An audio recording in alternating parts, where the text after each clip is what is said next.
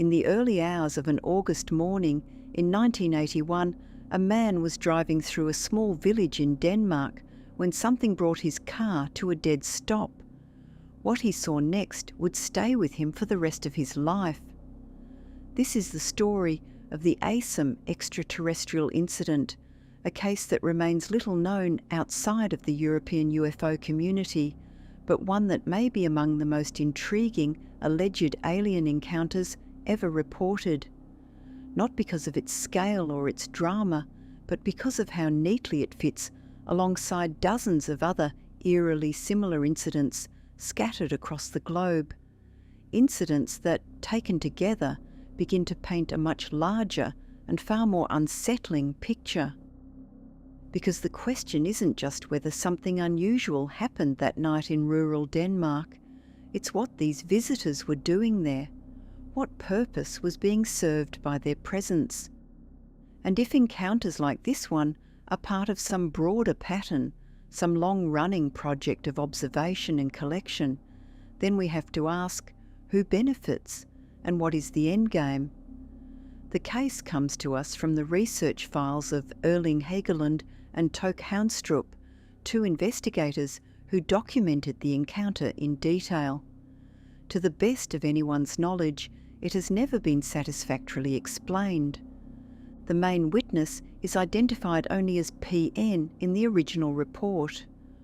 On this particular night, PN was making his way through Asum, a small village in the Funen region of Denmark, heading to the warehouse where he worked. It was around 2 a.m. The roads were quiet, the village still, and then, without any warning at all, his car stalled. The engine simply cut out. The only thing that kept his vehicle moving was the fact that he happened to be on a downward slope at the time. As a T-junction approached ahead of him, PN pressed his foot down on the brake and brought the car to a stop. It was then, sitting in his now silent vehicle at the junction, that PN looked forward and saw it. Hovering several metres above the ground, directly in his line of sight, was a bizarre glowing object. It radiated an intense yellow-orange light, so bright that PN couldn't make out the precise shape of whatever was behind the glow.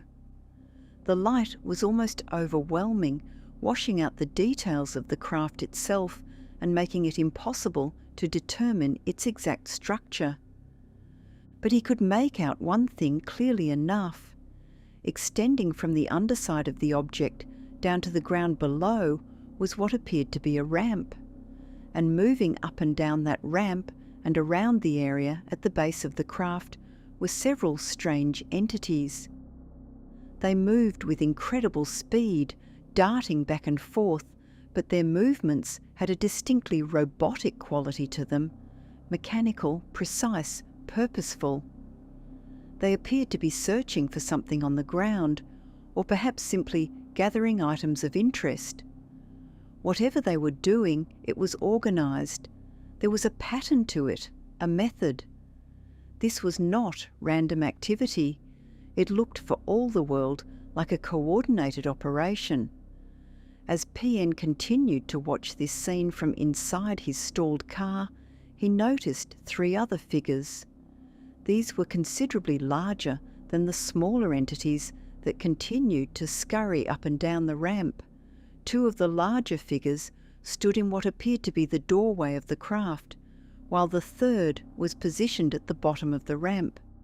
They weren't moving, they weren't collecting anything, they simply stood there, watching.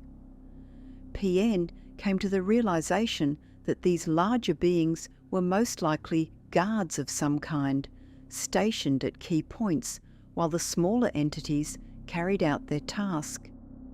That realization made him a lot more nervous than he had been just moments before. As he continued to observe, PN also took note of the physical appearance of the smaller entities. He would later describe them as looking like 2 triangles placed on top of the other, a strange geometric description, but one that clearly stuck with him. He watched for several more minutes, not daring to look away, not daring to move. When he finally did shift his gaze, however, he noticed something else. Parked roughly 150 metres away from where his own vehicle sat was a taxi. PN also noticed that the headlights of the taxi were flashing several times. He couldn't tell whether this was directed at him, some kind of signal, or whether the driver of the taxi, presumably also aware of the glowing object and the entities beneath it, was attempting to communicate with the visitors themselves. It was shortly after noticing the taxi that PN realised his car would start again, but it was also at precisely this moment that the entities became aware of his presence. Within seconds, they were heading toward him, and they were fast. PN put his car into motion immediately, pulling away from the junction and accelerating as hard as he could. As he did so, he noticed the taxi driver had apparently come to the same conclusion. The taxi had turned around and was now speeding away from the scene in the opposite direction. Both vehicles fled, heading away from the glowing craft and the bizarre figures that were now in pursuit. PN pressed his foot down as hard as he could, pushing the car to build as much distance as possible between himself and whatever was behind him. The entities remained visible in his mirrors for several more minutes, a deeply unsettling stretch of time, before they finally disappeared from view as the distance became too great. He didn't see what happened to the entities after he had gotten out of visual range. He didn't see the glowing craft rise into the sky or shoot off into the distance. He simply drove, and eventually the figures were gone. What they did next, whether they returned to the craft, whether the craft departed, remains unknown. Aside from reporting the incident to the UFO investigators who would go on to document the case, it is not believed that any further information from PN is available. However, the presence of at least one other witness, the taxi driver, raises an obvious and tantalising possibility. If that driver is still alive, and if they recall what happened that night, their account could add a crucial second perspective to the case. Were there passengers in the taxi? Did anyone else see the craft? These are questions that, for now, remain unanswered. It is an unlikely prospect that such potential witnesses would come forward after so many decades, but it is certainly not impossible. And what makes the Asum incident particularly compelling is that it didn't happen in isolation. During the same window of time, August 1981, several other UFO sightings were reported across Europe that share striking similarities with what PN described. Reports of glowing, circular or disc-like yellow-orange craft appeared in multiple locations, and some of them involved encounters with humanoid entities that bear a remarkable resemblance to those seen in Asum. One of the most intriguing of these parallel cases comes from Poland, from the research files of UFO investigator Adam Krzyzanowski. The exact date is unknown, but the incident took place one evening at around 9 p.m. in August 1981. The witness was only 8 years old at the time and was on holiday with his family. He was heading back to the pavilion area of wherever they were staying when he began to take in the surroundings around him. In front of him were two hikers, but in front of them was something else entirely, a mysterious humanoid figure, roughly 7 feet tall, wearing a shiny silver outfit. What struck the young boy most were the creature's eyes. They glowed a vivid, unsettling orange. For a moment, he simply stared. When the boy finally managed to pull his gaze away from the humanoid, he noticed two silver-white flying saucers hovering nearby, each glowing brightly against the early evening sky. A bright white light was emanating from the crafts. By the time the boy looked back at the humanoid, the creature was now staring directly at him. Completely unnerved, the boy turned and ran from the scene as fast as he could.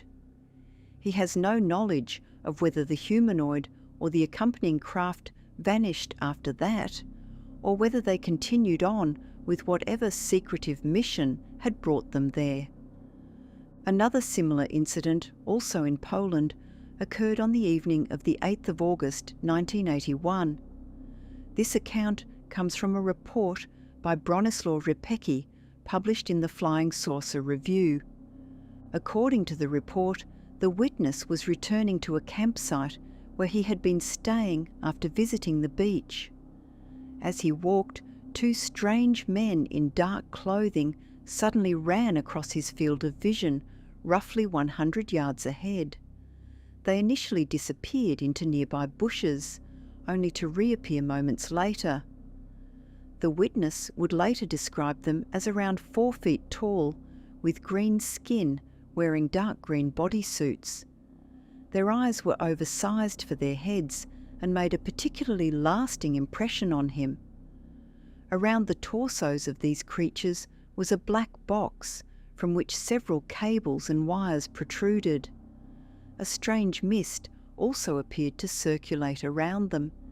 In fact, the witness couldn't tell whether this mist was some kind of effort to conceal the creatures, or whether it was connected to what appeared to be an oblong-shaped silver craft hovering a short distance above the ground, slightly behind the two beings. It was around this time that the witness began to hear what he described as telepathic voices inside his head. Among other things, the voices told him not to be afraid.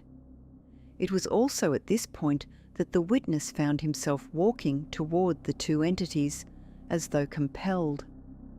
Although the beings parted ways to allow him to pass between them, the witness would later recall that there was a brief period of time he could not account for, a gap in his memory that he was unable to explain. The two Polish sightings from that same August are particularly intriguing because in both cases the craft involved were not central to the encounter. They were simply there, part of the backdrop, hovering at a slight distance, while the real action, the presence of humanoid figures on the ground, played out in the foreground. The similarly clad, small-sized humanoid figures in both cases add another layer of connection. And these are just two incidents from a single month. If you were to extend that search across the decades, before and after August 1981, you would find many other encounters that are not just similar, but in some cases almost identical. One detail that tends to go unnoticed in these cases is the presence of an extremely bright light somewhere near the craft or its occupants. A light so intense that most witnesses report being unable to look directly at it, with some even experiencing temporary blindness. It would be easy to assume that this light is simply part of the craft's propulsion or lighting system, but there is another possibility worth considering.